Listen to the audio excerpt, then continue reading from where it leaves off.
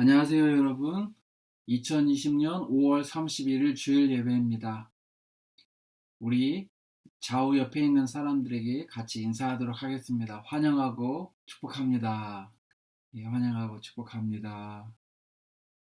시간 찬송가 89장 샤론의 꽃 예수 찬송가를 피시고 같이 부르도록 하겠습니다. 샤론의 꽃 예수.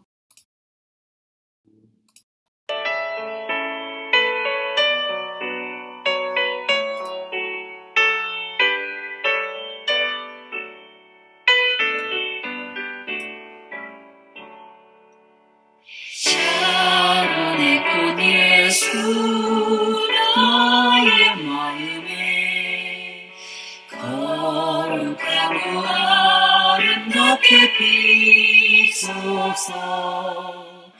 내 생명의 참 사랑의 연기로 간들마다 풍겨나게 하소서. 예수 샤론의 꽃 나의 마음의 사랑으로 비소서. 샤론의 꽃 예수 이 세상에서 어느 꽃과 비교할 수 있으랴.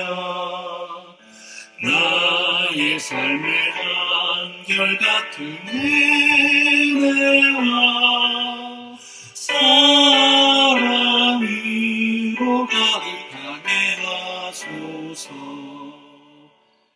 예수 샤론의 꽃 나의 마음의 사랑으로 비소서. 오직 성령의 열매는 사랑과 희락과 화평과 오래 참음과 자비와 양선과 충성과 온유와 절제니 이 같은 것을 금지할 법이 없느니라.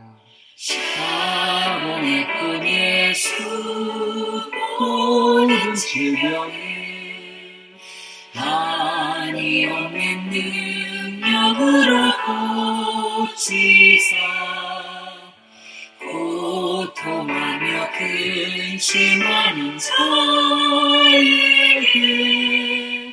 크신 힘과 소망 내려주소서. 예수 샤론의 꽃 나의 마음의 사랑으로 비소서. 샤론의 꽃 예수 길이 비소서. 주의 영광이 땅 위에 가득해 선한 만민 주님 앞에 엎드려 경배하며 영광 돌릴 때까지. 예수 샤론의 꽃 나의 마음의 사랑으로 비소서.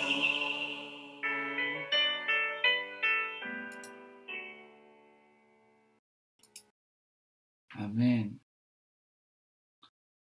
이 시간에 같이 기도하도록 하겠습니다. 제가 기도합니다. 사랑이 많으신 하나님 아버지, 감사합니다. 우리들에게 복된 가정을 주셔서 가정 안에서 서로 사랑하고 위로하며 격려하며 살게 하시니 감사합니다. 하나님, 또한 가정에서 귀한 성품들을 배우게 하시니 감사합니다. 하나님, 또한 이 미국에 흑인 폭동들이 일어나서 또 인종차별로 인한 폭동이 일어나서 많은 도시들의 어려움이 있습니다. 하나님, 이 나라를 불쌍히 여겨주시고 또 주님, 이러한 사태가 속히 해결될 수 있도록 은혜를 베풀어 주시옵소서. 하나님, 우리 한인들 뉴올린즈에 사는 한인 사회를 보호해 주시고 우리 성도님들을 보호해 주시고 지켜 주시기를 기도합니다. 하나님, 오늘도 온라인으로 우리가 하나님 앞에 예배하며 나아갑니다. 우리와 함께 해주시고 우리 예배를 받아 주옵소서. 예수님의 이름으로 기도합니다. 아멘. 예, 하나님 말씀 같이 보도록 하겠습니다. 하나님 말씀 우리가 저번 주에 이어서 갈라디아서 5장 22절로 23절, 제가 제목 가정은 성품 학교입니다. 그 세 번째로 이렇게 잡아봤습니다. 우리 본문 말씀 같이 한번 읽어볼까요? 오직 성령의 열매는 사랑과 희락과 화평과 오래 참음과 자비와 양선과 충성과 온유와 절제니 이 같은 것을 금지할 법이 없느니라. 아멘. 여러분, 미국에서 최초의 미국인이라고 불리는 사람이 누구인지 아십니까? 그 사람은 바로 벤자민 프랭클린입니다. 벤자민 프랭클린은 조그만 양초 가게를 운영하는 아버지의 아들로 태어났습니다. 그리고 그가 17살 때에 필라델피아에 있는 인쇄소 견습공으로 일을 하기 시작했습니다. 그는 매우 성실했기 때문에 주변 사람들의 도움을 받아서 그 자신의 인쇄소를 차리게 되었으며 주경야독으로 많은 공부를 하였습니다. 인쇄소 사업이 잘 되어 큰 돈을 모았고 그 모은 돈으로 도서관, 학교, 병원, 소방서 같은 공공시설을 짓는 데 아낌없이 투자했습니다.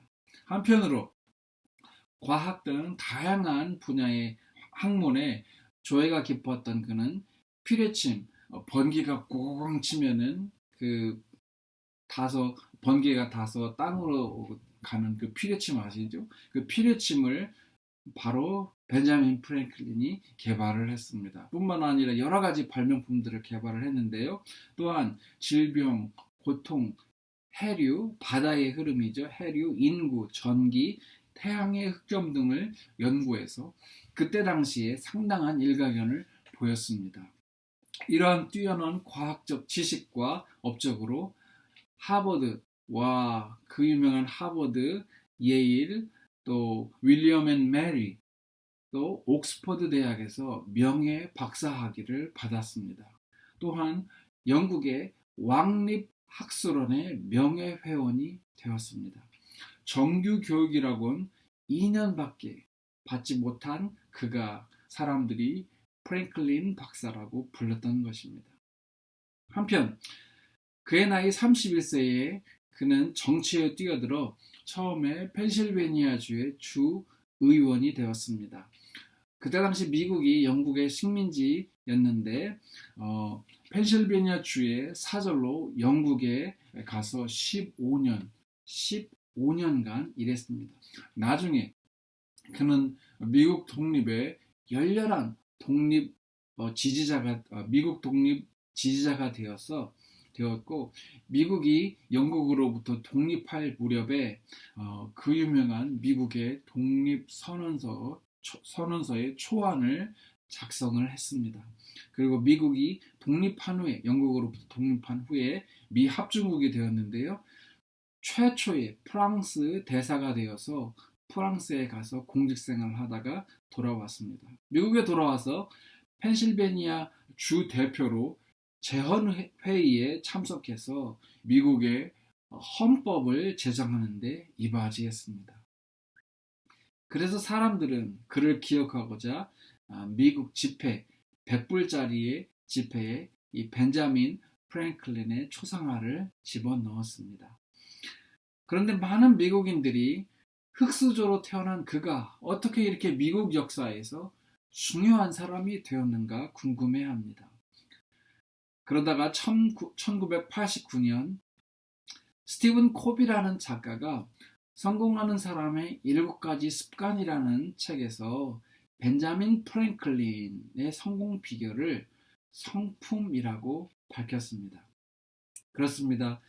프랭클린은 20살 때부터 13가지의 성품 또는 덕목을 뽑아놓고 매일 그것을 한 가지씩 정하면서 줄을 쳐가면서 그것을 실천하려고 노력했다고 합니다. 그러므로 성공하는 사람이 되고 싶으면 성품을 키우라고 이 책은 말합니다.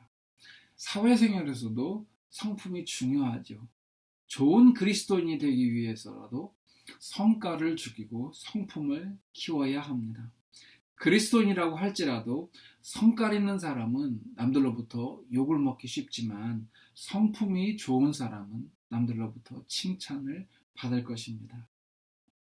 그래서 오늘은 저번 주에 이어 마지막으로 성령의 그 9가지, 성령의 9가지 열매, 사랑, 희락, 화평, 오래참음, 자비, 양선, 충성, 온유, 절제, 이 9가지 열매 중에서 오늘은 희락, 화평, 양선, 이 3가지에 대해서 마지막으로 살펴보면서 은혜를 나누기를 원합니다. 첫 번째 성품은 희락입니다. 성격이 낙천적이고 또 유머러스하고 또 쾌활한 사람이 있는가 하면 진중하고 심각한 사람이 있습니다. 저희 집에서는 제 아내가 전자에 속하고 저는 후자에 속합니다. 데살로니가전서 5장 16절에서 18절에 보면 항상 기뻐하라, 쉬지 말고 기도하라, 범사에 감사하라, 이것이 그리스도 예수 안에서 너희를 향하신 하나님의 뜻이니라 라고 사도 바울은 말합니다. 그리고 사도 바울은 또 빌립보서 4장 4절로 5절에서 보면 주 안에서 항상 기뻐하라, 내가 다시 말하노니 기뻐하라 라고 빌립보 성도들도 권면합니다. 현실적으로 우리가 항상 기뻐할 수는 없지요. 기뻐할 수 없는데 사도 바울은 왜 기뻐하라고 했을까요? 왜냐하면 그들에게 극복해야 할 일이 있었기 때문입니다. 기뻐할 수 없는 일들이 그들 주변에 많이 있었기 때문입니다.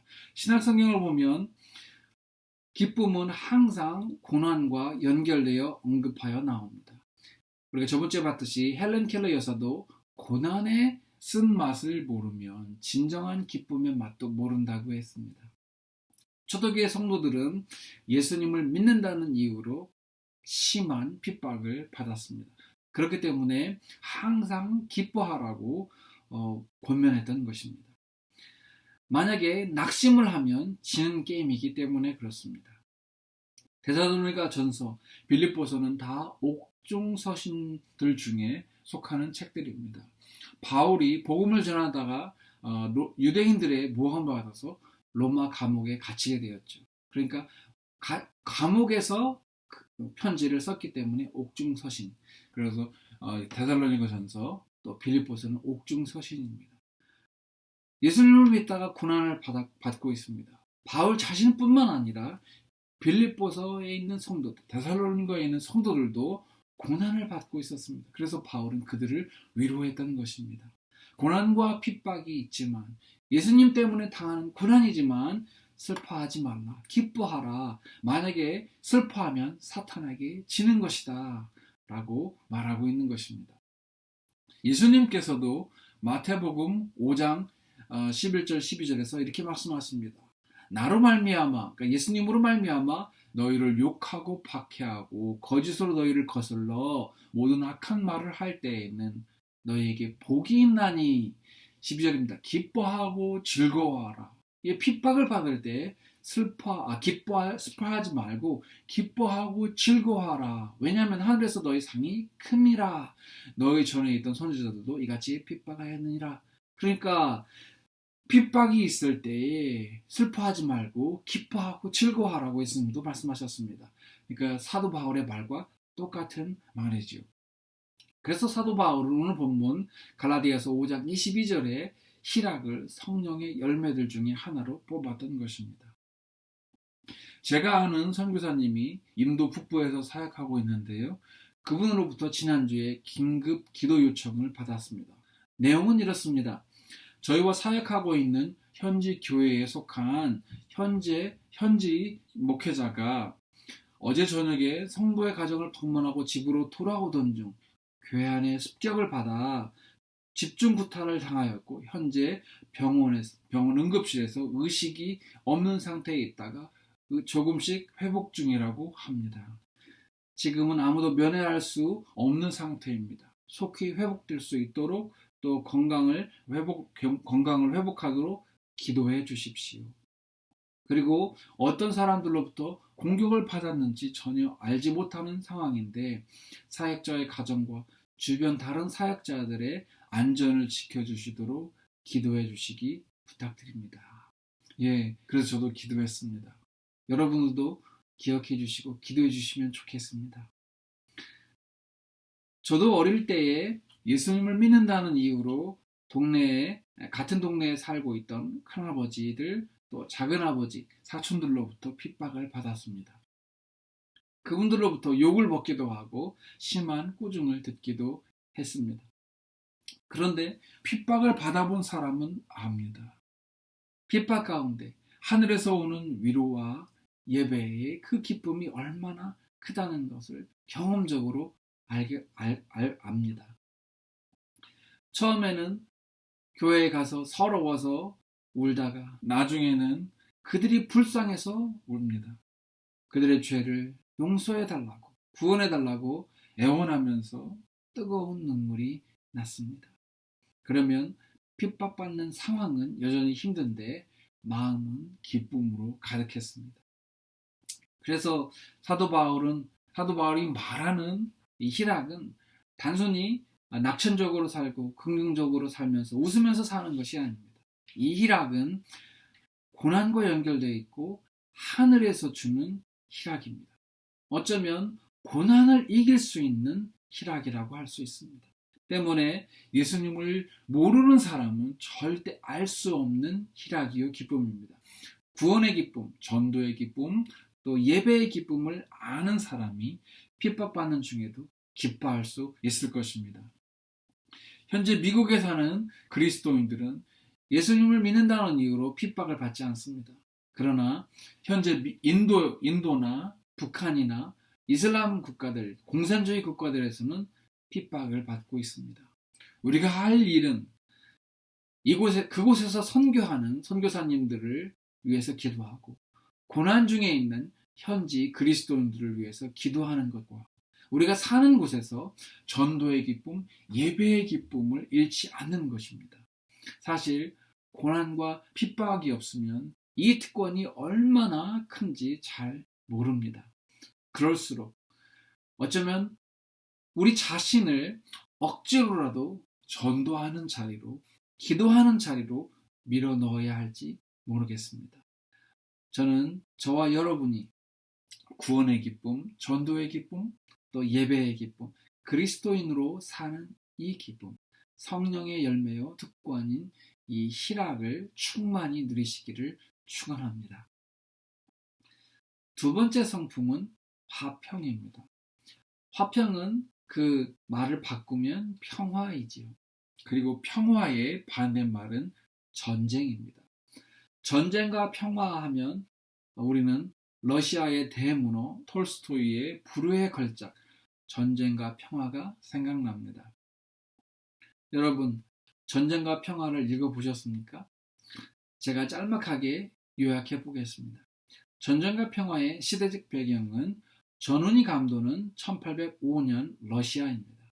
피에르는 유서 깊은 백작 가문의 서자인데 그가 막대한 유산을 상속받게 되었습니다. 그리고 그에게는 안드레이 공작이라는 절친이 있었습니다. 잘생긴 친구가 있었습니다. 그런데 안드레이가 갑자기 전쟁에 참전하였다가 큰 부상을 입고 돌아옵니다. 본국으로 소환되어 왔습니다. 그런데 설상가상으로 바로 그가 돌아오는 그날 그의 아내마저 아이를 낳다가 그만 죽고 맙니다. 삶의 의욕을 잃고 은둔 생활을 하던 그에게 삶의 희망과 또 설레임을 느끼게 되었습니다. 바로 나타샤라는 어느 백작 가문의 딸을 만나고 부터입니다. 두 사람은 사랑에 빠졌고 약혼하게 되었습니다. 그런데 안드레이가 외국에 나가 있는 동안 나타샤를 유혹하는 남자가 있었습니다. 불행하게도 나타샤는 그만 그 유혹에 넘어가게 되었고, 나중에 외국에서 돌아온 안드레이가 이 사실을 알고 그만 파혼을 하고 맙니다. 그렇게 두 사람은 상처와 수치심에 사로잡혀 살아가던 1812년 나폴레옹이 러시아를 침공해서 쳐들어옵니다. 안드레이는 또다시 전쟁에 참전하였고 큰 부상을 당해 어느 수도원에 이송되어 치료를 받게 되었습니다. 그러던 중 그가 사랑했던 나타샤를 우연히 다시 만나게 됩니다. 나타샤는 지난 일을 속죄하며 극진한 사랑으로 그를 간호해 주었습니다. 그래서 안드레이는 나타샤, 그리고 나타샤를 유혹했던 그 남자, 그리고 세상의 많은 사람들을 용서하기로 마음을 먹습니다. 그리고 나타샤가 지켜보는 가운데 사랑의 무한한 힘을 느끼고 마음속 전쟁을 끝내고 평화롭게 눈을 감으면서 죽었다는 내용으로 책이 끝이 납니다. 톨스토이는 그의 소설 전쟁과 평화에서 사람에게 진정한 평화는 포탄이 오가는 실제 전쟁이 아니라 그보다 우리 마음속 전쟁이 없을 때 비로소 찾아온다고 역설했던 것입니다. 어쩌면 톨스토이의 말이 맞을 것입니다. 우리 마음속에서 우리는 많은 전쟁을 치릅니다. 영적 전쟁을 치르죠.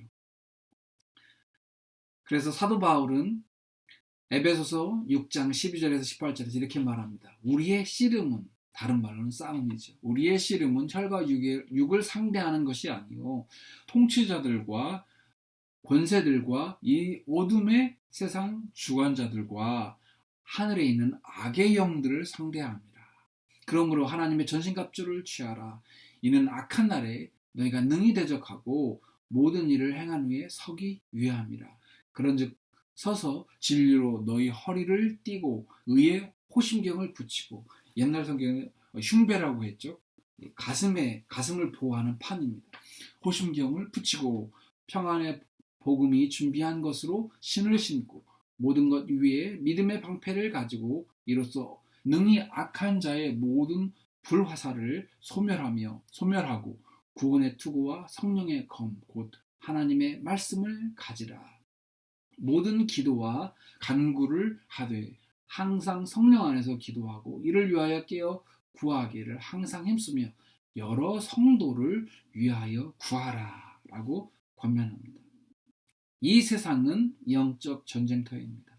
이 영적 전쟁터에서 우리의 무기는 사도 바울이 나열한 대로 진리의 허리띠, 의의 호심경, 구원의 투구, 또 평안의 복음의 신, 또 믿음의 방패, 또 하나님의 말씀인 성령의 검, 그리고 마지막으로 기도입니다.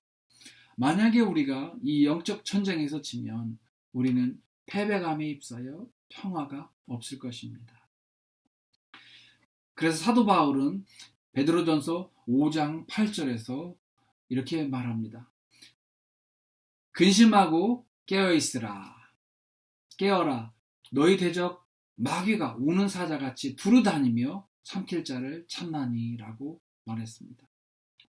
근심하며 깨어있는 것은 전신갑주를 단단히 입고 싸울 준비를 하고 있는 것입니다. 허리띠를 풀고 방심하다가 사탄이 공격해 올 때 막아내지 못하면 큰 부상을 당할 것입니다. 또 믿음의 방패를 손에 놓고 있다가 또 사탄이 불화살을 쏘아대면 그 불화살을 막아내지 못한다면 의심의 불화살, 불신의 불화살, 음란의 불화살, 악한 생각의 불화살들을 막아내지 못한다면 우리는 큰 상처를 입고 쓰러지고 말 것입니다. 그러므로 사탄이 우리를 공격해 오면 우리는 전신갑주를 단단히 입고 말씀과 기도로 맞서 싸워야 하는 것입니다. 우리가 이 영적 전쟁에서 이길 때 비로소 우리의 삶에 평화가 충만할 줄 믿습니다. 지금 미국은 다시금 인종차별이라는 문제로 몸살을 앓고 있습니다. 지난 25일 미네소타주 미니애폴리스라는 도시에서 흑인 조지 플로이드가 백인 경찰의 무릎에 눌린 채 숨을 헐떡이다가 그만 사망하는 사고가 발생을 하였습니다. 이 영상이 공개되었고 시위가 시작되었습니다. 결국 그 백인 경찰은 과잉 진압과 살인죄로 직장을 잃고 또 재판을 기다리고 있습니다만, 그러나 미니애폴리스의 시민들이 이 과잉 진압이다, 인종차별이다 라는 그 이유로 시위를 벌이기 시작했고, 그 시위가 시카고, 로스앤젤레스, 또 멤피스, 또 미국의 주요 도시들로 이렇게 번져나가서 지금 많은 도시들에서 격렬한 시위가 벌어지고 있다고 합니다. 다양한 인종이 모여 사는 이 이민 국가 미국에서, 인권의 선진국이라는 이 미국에서 이런 일이 반복되는 것은 백인 우월주의가 그만큼 뿌리 깊다는 것을 반증하는 것입니다. 차별과 폭력이 난무하는 사회에는 평화가 없습니다.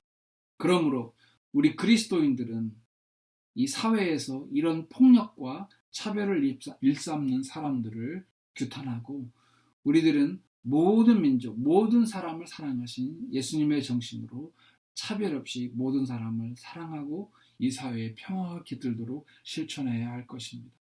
저는 저와 여러분이 첫째로는 이 세상의 영적 전쟁에서 승리하시고, 둘째로는 아가페의 사랑을 차별 없이 실천하셔서 가정이나 직장이나 사회에서 평화가 깃들도록 그렇게 살으셨으면 좋겠습니다. 세 번째 성품은 양선입니다. 선의 반대말은 악입니다. 그리고 이 세상에는 선과 악이 공존합니다. 그래서 한국에서는 오랫동안 권선징악, 풀어서 말하면 선을 권하고 악을 벌한다라는 그런 얘기를 소재로 해서 이야기, 드라마, 또 영화들을 많이 만들어서 또 많이 있었습니다. 허균이 지은 최초의 한국 소설 홍길동 전도 권선징악이 그 주제입니다. 또 서양에서도 신데렐라라는 그 이야기에서도 권선징악이 바로 그 주제입니다. 그 어느 시대 어느 나라건 선한 사람, 악한 사람은 있었습니다. 그렇다면 선과 악은 어떻게 세상에 들어왔는가? 창세기 3장을 보면 하와가 선악을 알게 하는 나무의 열매를 먹고 눈이 밝아졌다고 창세기 3장 5절에 말합니다. 하나님은 사람을 창조하실 때 사람에게 자유의지를 주셨습니다. 다시 말하면 하나님은 사람을 뭐든지 시키는 대로만 하는 로봇으로 만들지 않았다는 것입니다. 사람은 선이든 악이든 선택할 수 있게 하셨습니다. 그런데 불행히도 하와와 아담은 하나님의 말씀을 어기고 악을 선택했습니다. 그것이 바로 죄의 시작입니다. 그러니까 사람이 선악을 먹어서 자유의지가 생긴 것이 아니라 자유의지를 가졌던 사람이 선악과를 따먹고 눈이 밝아져 선과 악을 알게 된 것입니다. 만약에 선악과를 따먹지 않았다면 인간은 악을 몰랐을 것입니다. 그러나 우리의 조상들은, 인류의 조상은 선악과를 따먹고 선과 악을 알게 되었고, 그때부터 인류는 피곤한 인생을 살게 된 것이죠. 순자, 옛날 어머님들 이름처럼 순자 말자 복자 하던 그 순자가 아니고요, 중국의 유교 사상가 순자입니다. 그는 성악설, 즉 인간의 본성은 악하다는 학설을 주장했고요, 맹자는 성선설을 주장을 했습니다. 인간의 본성은 선하다라는 학설을 주장했습니다. 저는 순자도 맹자도 다 틀렸다고 봅니다. 왜냐하면 인간에게는 선과 악이 공존하기 때문입니다. 인간에게는 여전히 자유의지가 있습니다. 인류가 타락한 이후에 악을 선택하는 경향이 강해졌지만 그렇다고 아예 선을 선택하지 모르는 것은 아닙니다. 죄와 악은 마치 코로나 바이러스처럼 우리 눈에 보이지는 않지만 사람과 사람 사이로 유전자와 문화를 타고 급속히 퍼져가서 모든 사람이 죄를 짓고 사망에 이르게 되었습니다. 그렇다고 죄인인 사람이 선한 구석이 하나도 없는 것은 아닙니다. 설령 죄인일지라도 선을 선택할 수 있습니다. 저는 원죄의 문제를 다루는 것이 아니고 인간의 자유의 의지를 다루고 있습니다.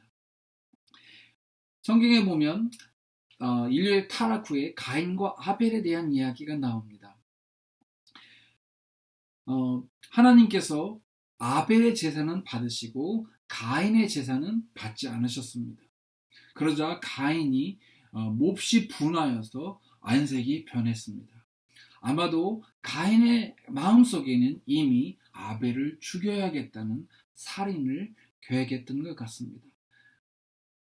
그러자 하나님께서 창세기 4장 6절 7절에서 이렇게 말씀하십니다. 여호와께서 가인에게 이르시되 네가 분하여 함은 어찌 됨이냐 안색이 변함은 어찌 됨이냐 네가 선을 행하면 어찌 낯을 들지 못하겠느냐 선을 행하지 아니하면 죄가 문에 엎드려 있느니라 죄가 너를 원하나 너는 죄를 다스릴지니라 라고 말씀하셨습니다. 즉 죄를 다스려라. 동생을 죽이고 싶은 그 죄를 선택하지 말라고 당부하셨습니다. 그러나 가인은 안타깝게도 악을 선택하였고 그의 동생 아벨을 쳐서 죽이고 말았습니다. 그러니까 사람이 선과 악을 선택하는 것은 사람의 자유의지에 달렸다는 것입니다. 그가 선을 선택하면 선을 행하고 악을 선택하면 악을 행할 수밖에 없습니다. 그래서 잠언과 시편을 보면 다윗과 솔로몬은 후대 사람들에게 선에 속하라, 선을 선택하라, 악을 멀리하고 악을 버려라 라고 수없이 경고를 했습니다. 설령 죄인이 예수님을 믿고 그리스도인이 되었다 할지라도 악한 생각을 합니다. 우리를 보더라도 알 수 있습니다. 우리가 예수님을 믿고 회개하여 살지만 여전히 우리 안에 선한 생각, 악한 생각이 공존하는 것을 봅니다. 그러므로 하나님께서 사람에게 주신 자유의지를 가지고 우리가 선을 선택하는 것이 중요합니다. 우리 안에 계신 성령님께서 우리가 악을 멀리하고 선을 선택하도록 도와주시고 계십니다. 사도 바울은 로마서 12장 1절에서 2절에서 이렇게 말합니다. 그러므로 형제들아 내가 하나님의 모든 자비하심으로 너희를 권하노니 너희 몸을 하나님이 기뻐하시는 거룩한 산 제물로 드리라. 이는 너희가 드릴 영적 예배니라. 너희는 이 세대를 본받지 말고 오직 마음을 새롭게 함으로 변화를 받아 하나님의 선하시고 기뻐하시고 온전하신 뜻이 무엇인지 분별하도록 하라 라고 말합니다. 분별한다는 것은 우리의 자유의지로 무엇이 선한 것인지, 무엇이 하나님을 기쁘시게 하는 것인지, 무엇이 하나님의 뜻인지 판단하여 안다는 것입니다. 그리고 하나님의 선하시고 기뻐하시고 온전하신 뜻을 분별하여 그것을 선택한다는 것입니다. 죄인이 이런 선택을 하기 위해서는 2절 전반절에서처럼 그 마음이 새롭게 함으로 변화를 받을 때에 그렇게 할 수 있습니다. 그렇습니다. 우리는 성령님의 도우심으로 마음의 변화를 받곤 합니다. 내가 이렇게 해서는 안 되지. 이것은 죄이지. 이런 뉘우침이 옵니다. 이 세대를 본받아서 살다가도 성령님이 도와주셔서 우리는 우리의 마음을 새롭게 함으로 변화를 받게 됩니다. 또는 성령님의 도우심으로 아예 죄를 짓지 않도록 또 도와주셔서 그렇게 살기도 합니다. 예수님께서 마태복음 7장 17절에서 이렇게 말씀하십니다. 이와 같이 좋은 나무마다 아름다운 열매. 그러니까 선에서 선한 열매를 맺고 못된 나무마다 나쁜 열매를 맺나니 악한 나무가 악한 열매를 맺는다는 것이죠. 우리나라 옛말에 콩 심은 데 콩 나고 팥 심은 데 팥 난다는 말이 있습니다. 아주 일맥상통하는 말이죠. 우리의 삶 속에서 선을 심으면 선한 열매가 나고 악을 심으면 악한 열매가 난다는 것입니다. 선한 성품은 선을 연습할 때 생기는 것이고 악한 성품은 우리가 악을 연습하면 악한 성품이 생기는 것입니다.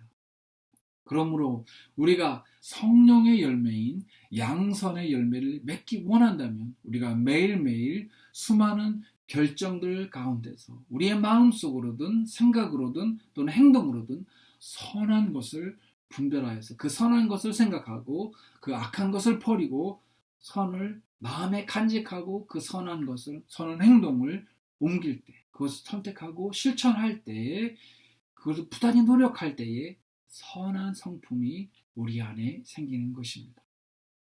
저는 저와 여러분이 우리의 삶 속에서 양선의 열매를 맺기를 축원합니다. 우리는 3주간 성령의 9가지 열매를 배웠습니다. 첫 번째 주에는 오래 참음, 인내, 충성, 절제에 대해서 우리는 배웠습니다. 그 두 번째 주에는 사랑, 자비, 온유를 배웠습니다. 오늘 이 세 번째 주에는 희락, 화평, 양선을 배웠습니다. 이 모든 성품들이 가만히 보면, 자세히 보면 다 예수님 안에 있는 보물들입니다. 저는 저와 여러분이 이 성령의 9가지 열매를 삶 속에서 예수님과 친밀하게 사귀시면서 이 9가지 열매를 맺고 이 성령의 이 9가지 열매를 맺으시기를 축원합니다. 그래서 저와 여러분이 아름다운 성품의 소유자 그리고 좋은 그리스도인이 되기를 축원합니다. 우리 같이 이 시간에 기도하도록 하겠습니다. 사랑의 하나님 아버지, 우리 안에 성령의 9가지 열매를 주셔서 감사합니다. 그리고 예수님만에서 성령님만에서 살아갈 때에 이 열매들을 맺을 수 있도록 은혜를 베풀어 주셔서 감사합니다. 사랑하는 하나님 아버지, 우리가 그렇게 살게 하여 주옵소서. 주님, 희락의 열매를 가지고 기쁨으로 살게 하여 주옵소서. 오 주님, 우리는 많은 일들 가운데 때로는 기쁨을 잃어버리고 살아갈 때가 많습니다. 슬퍼할 때도 있습니다. 하나님, 그러나 그때에도 주님께서 우리를 위로해 주시는 것은 그런 고난 중에도 기뻐하라, 항상 기뻐하라 라고 권면해 주는 것을 기억합니다. 주님, 우리 성도님들이 기뻐할 수 있도록 도와주옵소서. 또한 평화의 열매를 맺게 하여 주옵소서. 주님, 마음속에서 수많은 전쟁이 일어납니다. 주님, 우리가 이 전쟁 속에서 전신갑주를 입고 승리하여 평화를 누리게 하여 주옵소서. 또한 하나님 아버지, 우리의 삶에 양선의 열매를 맺게 하여 주옵소서.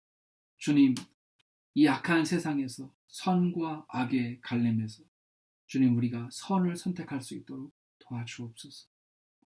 우리에게 주신 자유의지로 주님, 선을 선택할 수 있도록 도와주옵소서. 악을 갚지 말고 선으로 악을 이기게 하여 주옵소서. 주님, 선으로 악을 이기게 역사하여 주옵소서. 주님, 우리 가운데 이 3가지 열매, 또 성령의 9가지 열매를 맺도록 역사하여 주시기를 간절히 구합니다. 감사드리며 예수님 이름으로 기도합니다.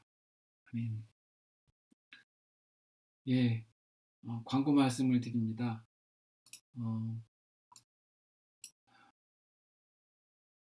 엎친 데 덮친 격으로 코로나 바이러스로 매우 힘든 시기에 경찰의 과잉 진압 사건이 발생하여서 지금 미국의 많은 도시들에서 시위가 벌어지고 있습니다.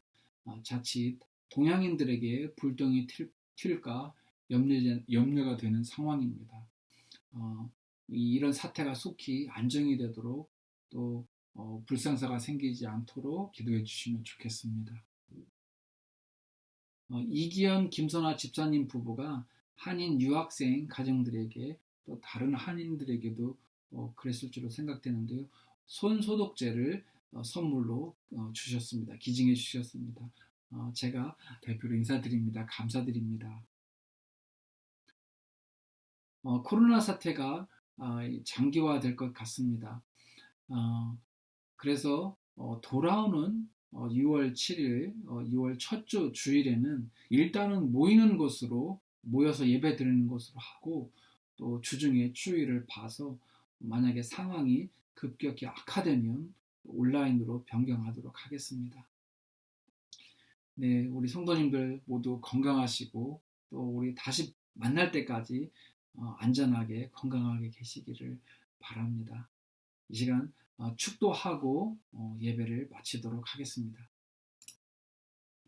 축도합니다. 세상을 향하여 나아가는 사랑하는 성도님들을 축복합니다. 항상 성령 충만하고 영적 갑옷인 전신갑주를 입으십시오. 지극히 작은 일에도 충성하여 주님 쓰시기에 편한 사람이 되십시오. 여러분의 착한 행실을 사람들이 보고 하나님께 영광을 돌리게 하십시오. 빛과 소금처럼 세상 사람들과는 다르게 말하고 다르게 행동하십시오. 혹 어떤 사람이 악을 행했을지라도 악을 악으로 갚지 말고 도리어 선으로 악을 이기십시오. 할 수 있거든 모든 사람과 더불어 화목하십시오. 화평하게 하는 분은 복을 받아 사람들이 그분들을 하나님의 자녀라고 일컬을 것입니다. 형제자매를 긍휼히 여기십시오. 그러면 그렇게 사는 분이 하나님으로부터 긍휼히 여김을 받을 것입니다. 구제할 때는 도움받는 사람이 모르게 행하여 은밀한 중에 보시는 하나님께서 구제하는 사람에게 대신 갚아주시도록 하십시오. 자기의 이름을 드러내려 하지 말고 예수님의 이름이 높아지도록 언행심사를 주의하셔서 하나님의 기쁨이 되십시오. 모든 권면이나 사랑의 무슨 위로나 성령의 무슨 교제나 긍휼이나 자비가 있거든 오직 겸손한 마음으로 자기보다 남을 좋게 보고 선대하십시오.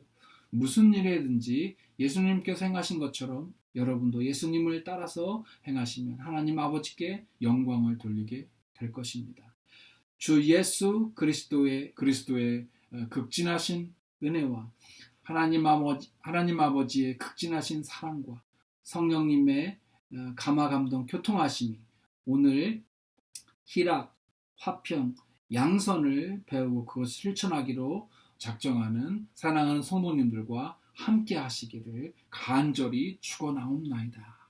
아멘. 예, 감사합니다. 예배 마쳤습니다. 안녕히 계세요.